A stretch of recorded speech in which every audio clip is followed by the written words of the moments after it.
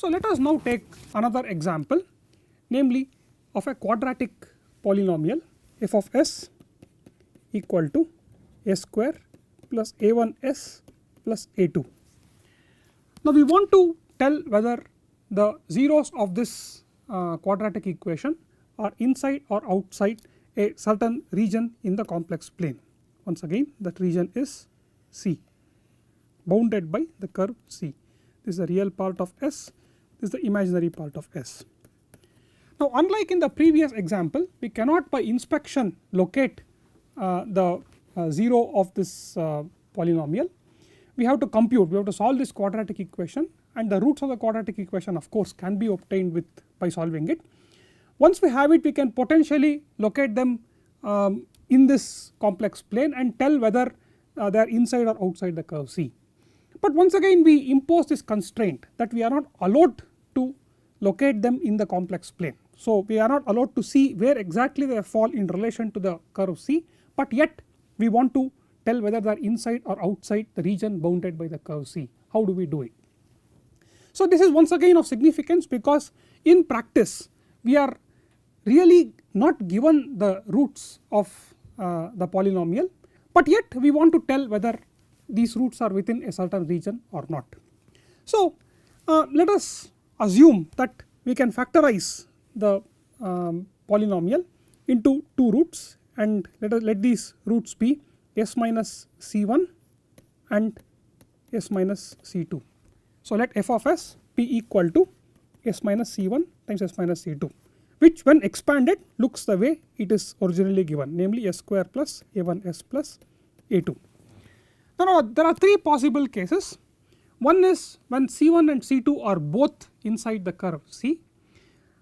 The second case is when one of them is inside, the other is outside, and the third case is when both of them are outside the curve C. So let us consider all these three cases and see what happens. So let us take the first case when both c1 and c2 are inside the curve.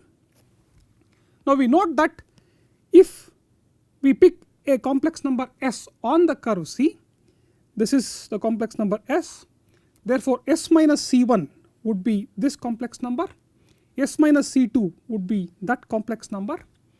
Therefore we would have f of s to be the product of these two complex numbers. Now when we have a product of two complex numbers, I can write s minus c1, the complex number s minus c1, as the magnitude of that complex number, which is namely magnitude of s minus c1, which represents the length of this particular complex number, times e to the power j times the angle of this complex number, angle of s minus c1, which is the angle theta 1 in this figure. Likewise I can write s minus c2 as magnitude of s minus c2, which represents the length of this complex number starting from c2 ending at this point s, times e to the power j angle of s minus c2, which is represented by the angle theta 2 here. Therefore the product is given by f of s equal to magnitude of s minus c1 times magnitude of s minus c2 times e power angle of s minus c1 times e power j times angle of s minus c2.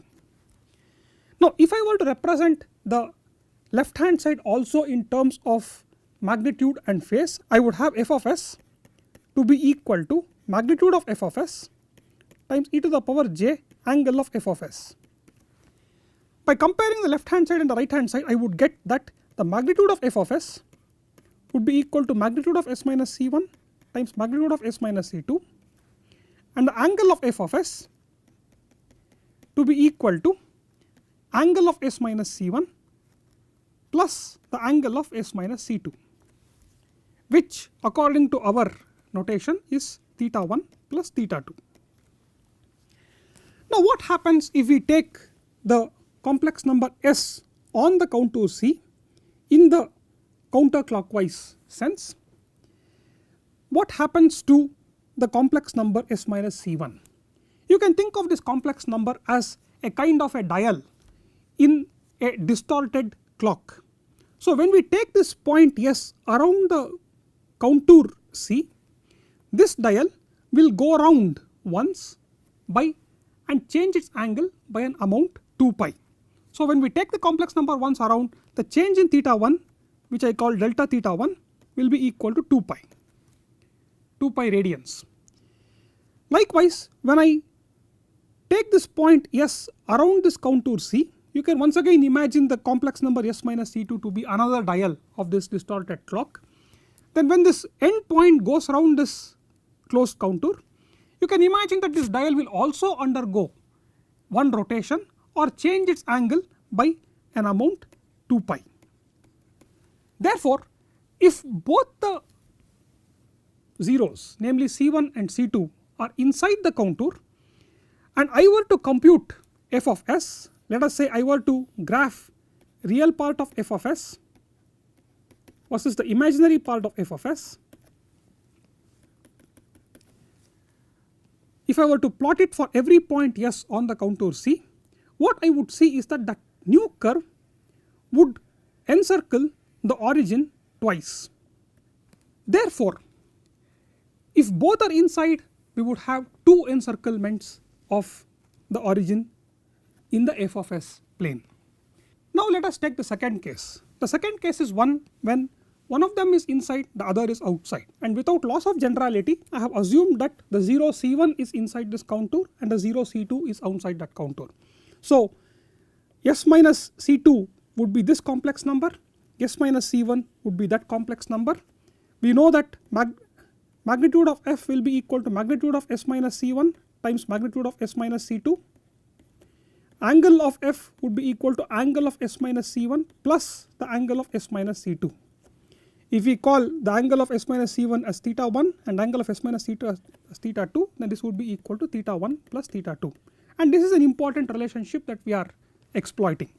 Now suppose we were to take the point S around this contour C, we see that one of the dials, namely S minus C1, is inside that contour, and therefore the net change in angle delta theta 1 when we go around the contour once will be equal to 2 pi radians.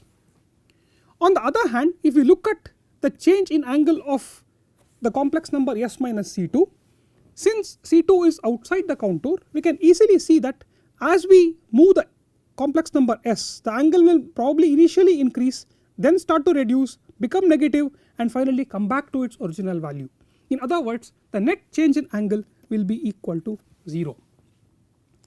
What this therefore reveals is that the net change in angle of f, which is the net change in angle of delta theta 1 plus delta theta 2, will be only equal to 2 pi if one of the zeros alone is inside the contour and the other is outside the contour.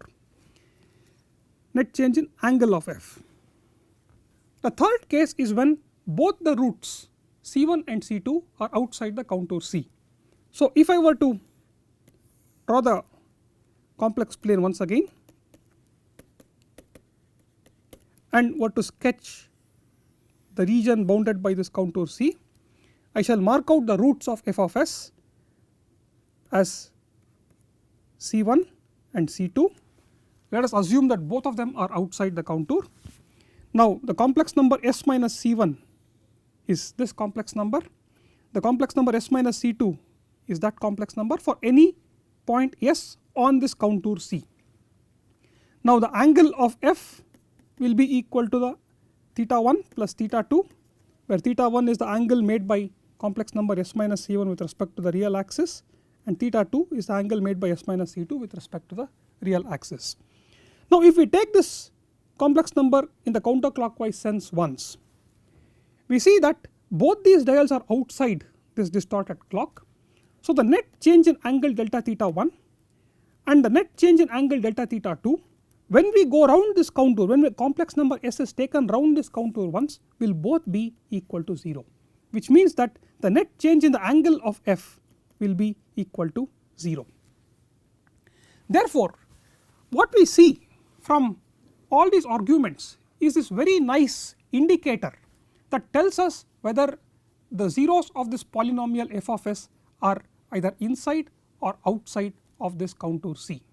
So what all that I need to do is, once I am given this contour C, I compute f of s on the contour. So, I compute real part of f and imaginary part of f and I plot it for all the different values of s that I can assume on the contour C. Now, if the encirclement of this curve is once, so it encircles only once, something like this, then we have only one of these zeros inside the contour. On the other hand, if in the f of s plane there is no encirclement at all, then we can be sure that neither of the two zeros are inside this contour C. Therefore, by looking at a number of encirclements of the origin in the f of s plane, it is possible for values of s that are on this contour C, it is possible to tell how many of the zeros of f of s are inside the contour and how many are outside the contour. Can we generalize this to other higher degree polynomials? Of course, yes. So, let us take the next case where we have a polynomial f of s to be a general nth degree polynomial, namely s power n plus a1 s power n minus 1 plus so on and so forth plus a n. Now, we know that this polynomial has n roots. I shall call them s minus p1, s minus p2 up to s minus pn, but the real challenge here is that we cannot explicitly compute the locations of these roots for n greater than or equal to 5. Analytically this is not possible, but yet what we want to tell is whether the roots of whether any of the roots of this polynomial are inside the contour C. So, once again I shall mark out the contour C in the complex plane. Suppose I have this contour C, closed contour. We want to be able to tell how many of the roots of this polynomial are inside C and how many are outside C.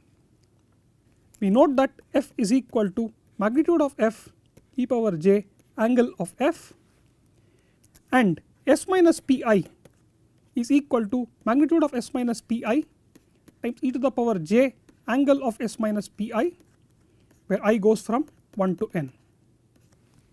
So, what this indicates to me therefore is that the magnitude of f is equal to the product of the magnitudes of each of these factors. So, s minus p1 times s minus p2 so on and so forth times s minus pn. The angle of f is the sum of the angles, angle of s minus p1 plus angle of s minus p2 and so on and so forth plus angle of s minus pn. Now, if you were to consider a general complex number s on the contour C, then if let us say the kth 0 pk is inside this contour, then the complex number s minus pk is given by this particular phasor here, and when s goes round the contour once, we see that s minus pk, the clock's dial, will change its angle by 2 pi. On the other hand, if the same complex number pk were outside the contour, then the complex number s minus pk will change the angle by 0. Therefore, the net change in angle of f would be equal to 2 pi times the number of zeros that are inside the contour. Therefore, this general analysis tells us by looking at the change in angle of the complex number f when we take the variable s around the contour C. This can also be deduced by looking at the number of encirclements of the origin. The change in angle of f when we go around the contour C once can also be deduced by looking at the number of encirclements of the origin in the f of s plane. They are both equivalent, and that will tell us the number of zeros of this polynomial f of s that are inside that contour C. Now, in our particular application, we are dealing with the function f of s is equal to d of s plus n of s, and we can repeat the steps that we just undertook for this particular polynomial and tell how many of its zeros are inside the contour C and how many are outside the contour C. Of course, from a practical perspective, a general contour C is of no use. What we are interested to tell is whether our closed loop system would be stable or not. In other words, we are interested to tell whether any of the zeros of this polynomial are on the right half of the complex plane or on the left half of the complex plane. And to do that, we have to distort this contour C to include the entire of the right half of the complex plane and judge how many of these zeros are on the right half of the complex plane. So, it is a straightforward extension, generalization of whatever we discussed, whatever we have been discussing so far. However, what often happens in practice is that we are not given the function polynomial f of s is equal to d of s plus n of s, but instead we are given from experiments the open loop transfer function g of s directly. This can be evaluated experimentally or from mathematical modeling. So, it is easy to obtain directly g of s and not d of s plus n of s. In other words, what is given to us is 1 plus n by d, but without factorizing g of s into its numerator polynomial and denominator polynomial.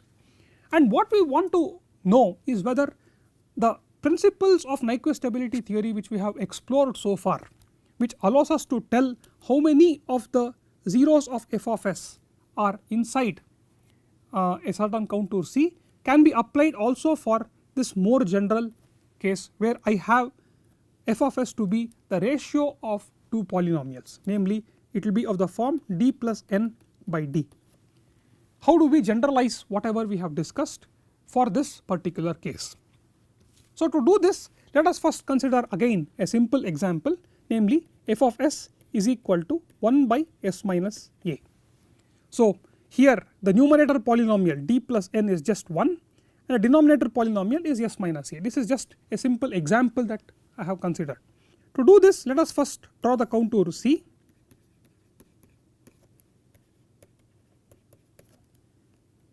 I have drawn the contour C here. Now, the challenge is to determine whether the point A is inside or outside of this region.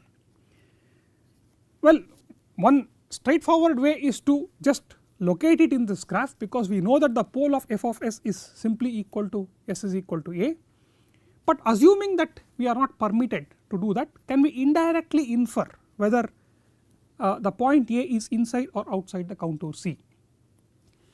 To develop the arguments, let us first assume that it is inside the contour C. Okay. So, the point S could be some point here. I shall consider those points S that are on the contour. So, these are the complex numbers that I am interested in. S minus A is this complex number. 1 by s minus a is a complex number whose magnitude is equal to 1 by the magnitude of s minus a. In other words, it is the inverse of the length of this particular complex number. The angle of 1 by s minus a is essentially equal to minus of the angle of s minus a.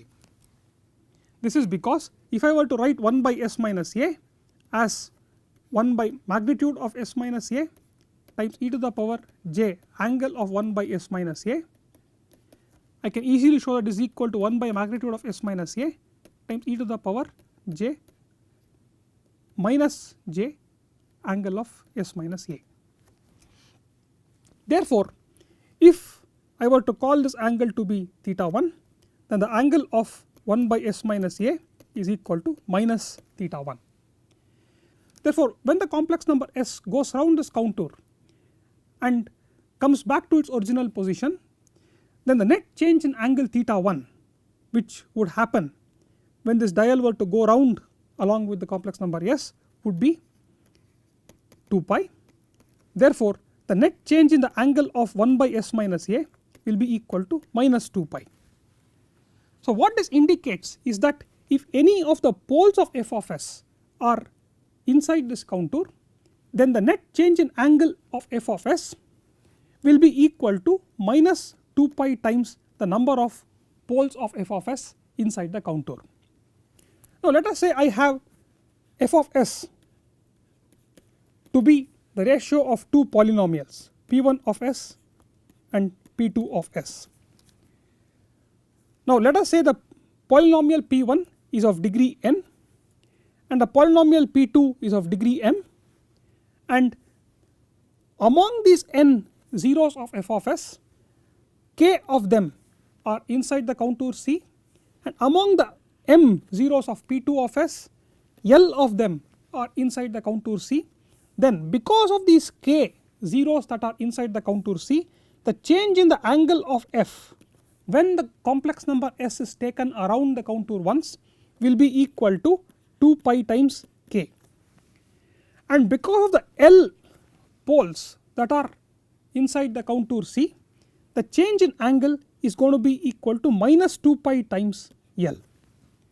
Therefore, by looking at the net change in angle of f, which is equivalent to saying that by looking at the net number of encirclements of the origin in the f of s plane, I will be able to tell the difference, namely k minus l, between the number of zeros of f of s that are inside the contour C and the number of poles of f of s that are inside the contour C. Now this is all that is required for us to extend this technique and apply it for determining the stability of a closed loop system.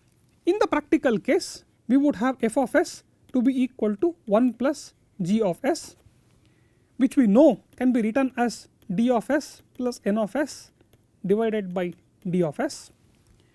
Now d of s is the denominator polynomial of the open loop transfer function g of s, and now we are interested to determine if the zeros of 1 plus g of s, which are the poles of the closed loop system, are on the left half of the complex plane or not, which we can do by once again revisiting the complex plane and stretching our contour C to include the entire of the right half of the complex plane. I do that by shaping this contour to be this D shaped curve, where the straight part of the D is very close to the imaginary axis, but just a little bit infinitesimally to the right of the imaginary axis, and the semicircular part of this D is at a distance r that is tended to infinity away from the center of the origin of this complex plane. In this way I am able to consider all possible positions of the roots of 1 plus g of s on the right half of the complex plane.